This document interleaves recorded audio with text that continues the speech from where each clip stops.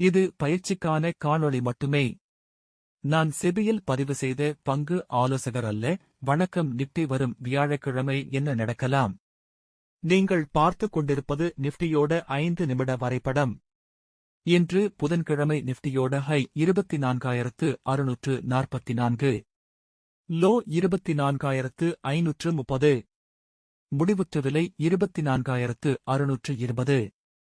இந்த 24,600 என்ற புள்ளியில் இருந்து குறைந்தபட்ச தடை 24,689, அதிகபட்ச தடை 24,749.